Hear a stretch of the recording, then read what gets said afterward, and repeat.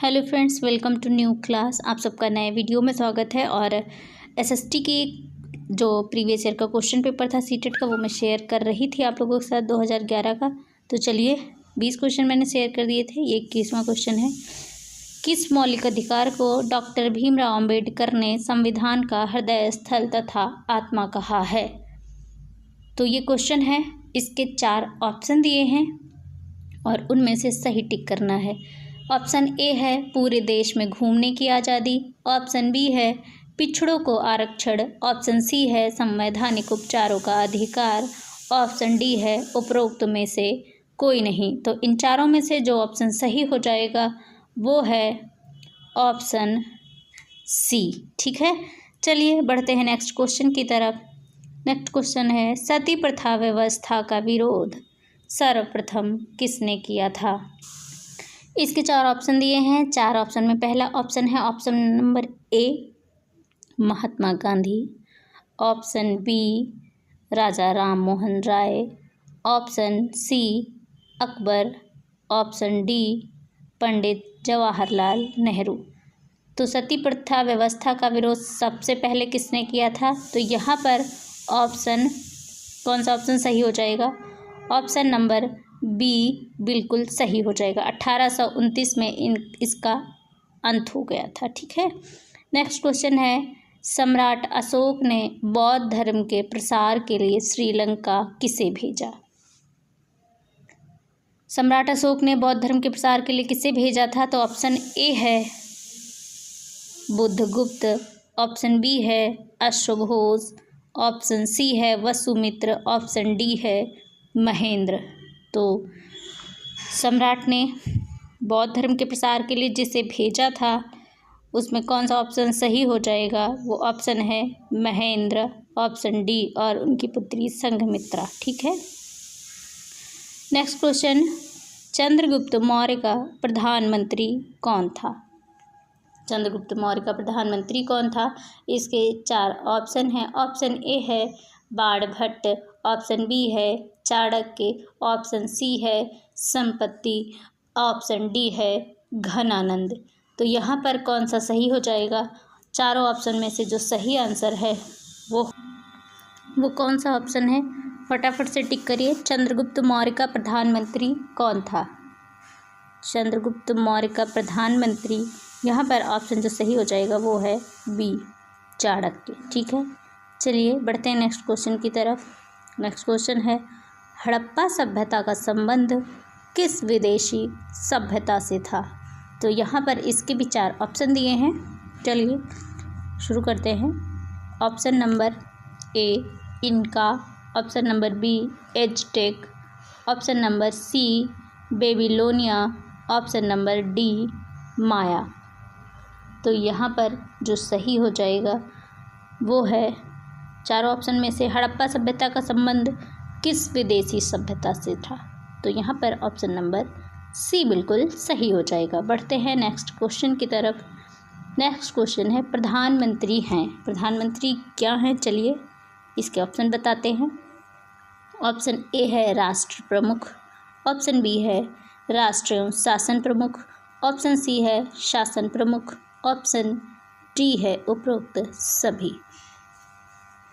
तो प्रधानमंत्री क्या हैं ये आप सबको पता होगा। तो यहाँ पर 4 ऑप्शन दिए हैं, आपको सही ऑप्शन पे टिक करना है। ठीक है, तो सही ऑप्शन क्या हो जाएगा? फटाफट से टिक करिए।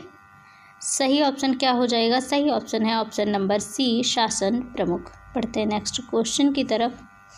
नेक्स्ट क्वेश्चन है, इस राज्य में कुल राष्ट्रीय उद्यान वन्य जीव अभयारण्यों की संख्या है?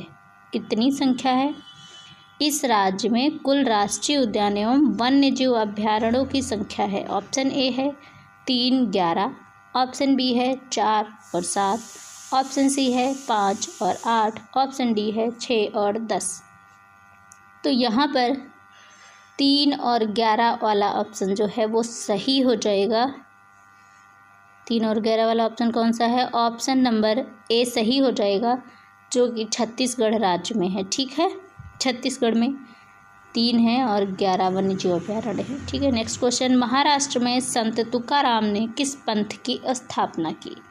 महाराष्ट्र में संत तुकाराम ने किस पंथ की स्थापना की? ऑप्शन ए है वारकरी, ऑप्शन बी है नाथ पंथी, ऑप्शन सी है ज्ञान पंथी, ऑप्शन डी है नरहरि। तो यहाँ पर कौन सा ऑप्शन सही हो जाएगा?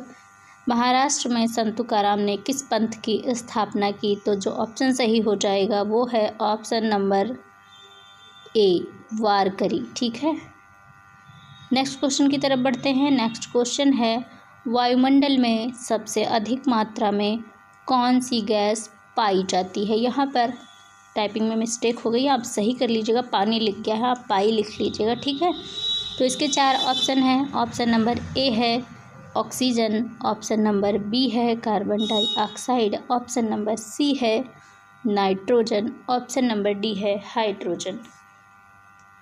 तो इन चारों में से जो सही हो जाएगा वो क्या है? आप सबको पता होगा वायुमंडल में सबसे ज़्यादा कौन सी गैस पाई जाती, तो कौन सी गैस पाई जाती है? Option number C nitrogen. ठीक है, चलिए नेक्स्ट क्वेश्चन की तरफ बढ़ते हैं। नेक्स्ट क्वेश्चन है सिंधी घाटी सभ्यता के किस स्थान की सर्वप्रथम खुदाई की गई? सिंधी लिख गया है, यहाँ पे मिस्टेक हो गई है, सिंधु घाटी है। ठीक है, सिंधु घाटी सभ्यता के किस स्थान की सर्वप्रथम खुदाई की गई? ऑप्शन 4 हैं Mohenjodaro, option B Kalibanga, option C Harappa, option D Lothal. ठीक है, तो यहाँ पर जो ऑप्शन सही हो जाएगा वो ऑप्शन है ऑप्शन नंबर सी। ठीक है, 1921 में इसकी खुदाई की गई थी। चलिए बढ़ते हैं नेक्स्ट क्वेश्चन की तरफ। नेक्स्ट क्वेश्चन है सातवाहन वंश के शब्दों की कार्यालयी भाषा थी? जो सातवाहन वंश था उसके शब्दों की कार्यालयी भाषा क्या थी? ठीक है, सातवाहन वंश के शासकों की कार्यालयी भाषा, शब्द लिख गया है, मिस्टेक हो जाती है टाइपिंग में। ऑप्शन है 4 संस्कृत, तमिल, प्राकृत, मगधी। ठीक है, 4 ऑप्शन दिए हैं, चारों में से जो सही है उससे टिक करना है। तो कौन सा सही है? चलिए फटाफट से सही आंसर को टिक करिए। सही आंसर है ऑप्शन नंबर सी प्राकृत। चलिए बढ़ते हैं नेक्स्ट क्वेश्चन की तरफ। नेक्स्ट क्वेश्चन है मलिक मोहम्मद जायसी किस ग्रंथ के रचयिता थे? तो मलिक मोहम्मद जायसी किस ग्रंथ के रचयिता थे? ऑप्शन नंबर ए है राणावत, ऑप्शन बी है पद्मावत, ऑप्शन सी है कुसुमावत, ऑप्शन डी है कृष्णावत। तो यहाँ पर जो आंसर सही हो जाएगा वो कौन सा आंसर है? फटाफट से टिक करिए। मलिक मोहम्मद जायसी किस ग्रंथ के रचयिता थे? मलिक मोहम्मद जायसी पद्मावत। ठीक है, नेक्स्ट क्वेश्चन की तरफ बढ़ते हैं।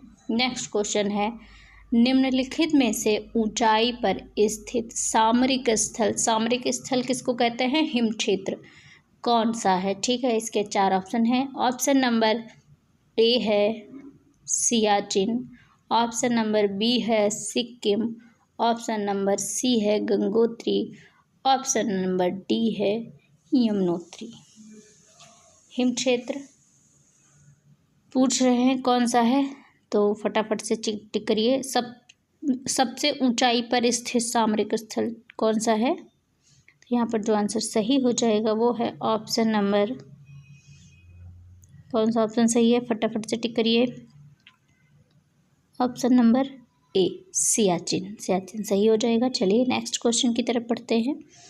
नेक्स्ट क्वेश्चन है भारत में हरित क्रांति के तहत चावल बोया गया। ठीक है, सही राज्य चुने। हरित क्रांति के तहत भारत में चावल किस राज्य में बोया गया था? इसके 4 ऑप्शन हैं। ऑप्शन नंबर ए है पंजाब, ऑप्शन नंबर बी है हरियाणा, ऑप्शन नंबर सी है Uttar Pradesh, option number D है तमिलनाडु। तो कौन से राज्य में सबसे पहले चावल बोया गया था हरित क्रांति के तहत? ठीक है, तो यहाँ पर जो सही हो जाएगा वो है ऑप्शन नंबर डी तमिलनाडु में बोया गया और हरित क्रांति की शुरुआत 1967 में हुई थी। ठीक है, नेक्स्ट क्वेश्चन की तरफ बढ़ते हैं। नेक्स्ट क्वेश्चन है निम्नलिखित में से कौन सा शहर मौर्य साम्राज्य की राजधानी थी? इसके 4 ऑप्शन हैं। ऑप्शन नंबर ए है पाटलिपुत्र, ऑप्शन नंबर बी है सांची, ऑप्शन नंबर सी है सारनाथ, ऑप्शन नंबर डी है रतनपुर। चारों ऑप्शन में से कौन सा सही हो जाएगा? कौन सा शहर मौर्य साम्राज्य की राजधानी थी? तो यहाँ पर जो आंसर सही है वो है ऑप्शन नंबर ए पाटलिपुत्र, बिल्कुल सही हो जाएगा। चलिए नेक्स्ट क्वेश्चन की तरफ बढ़ते हैं। नेक्स्ट क्वेश्चन है बहुउद्देशीय बांधों में भारत का सबसे लंबा बांध है? कौन सा बांध भारत का सबसे लंबा बांध है? चलिए ऑप्शन नंबर ए है हीराकुंड बांध, ऑप्शन नंबर बी है भाखड़ा नागल बांध, ऑप्शन नंबर सी है नागार्जुन सागर बांध, ऑप्शन नंबर डी है कोयला बांध। कौन सा बांध सबसे लंबा बांध है?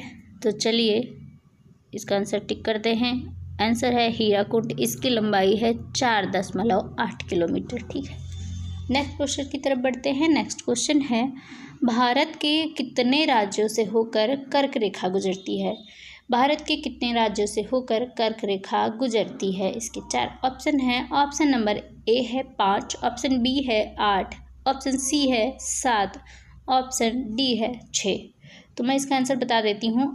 आंसर है ऑप्शन नंबर बी, 8 राज्यों से होकर गुजरती है और 8 राज्य हैं गुजरात, राजस्थान, मध्य प्रदेश, छत्तीसगढ़, झारखंड, पश्चिम बंगाल, त्रिपुरा एवं मिजोरम। ठीक है, ये 8 राज्य हैं, तो यहाँ पर ऑप्शन बी बिल्कुल सही हो जाएगा। ठीक है, 8 राज्यों के नाम मैंने बता दिए हैं, आप नोट कर लीजिएगा।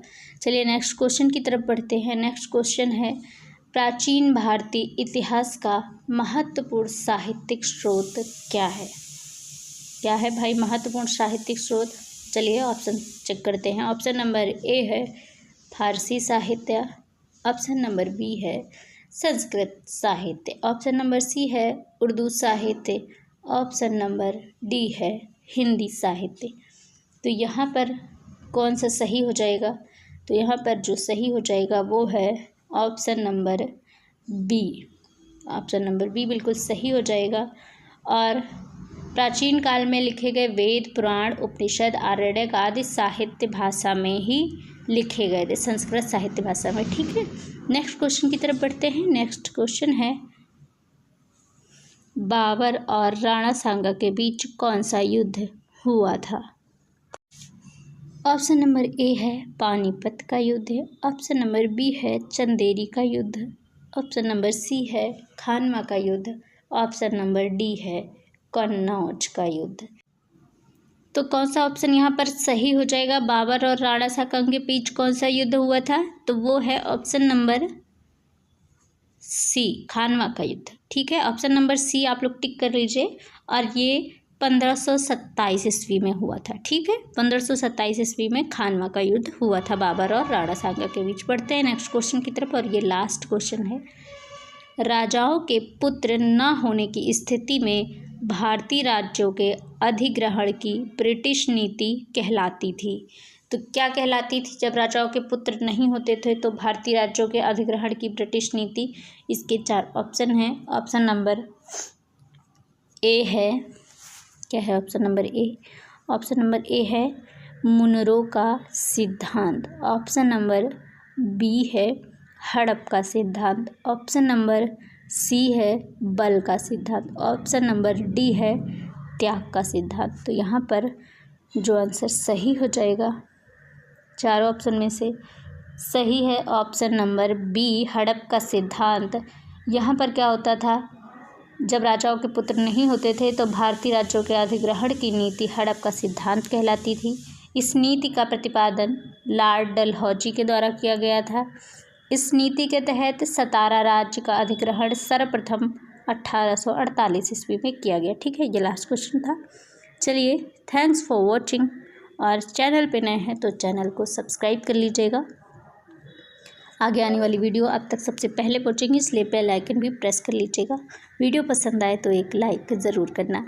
मिलते हैं नेक्स्ट वीडियो में नेक्स्ट क्लास के साथ। तब तक के लिए बाय बाय। पढ़ते रहें और खुश रहें।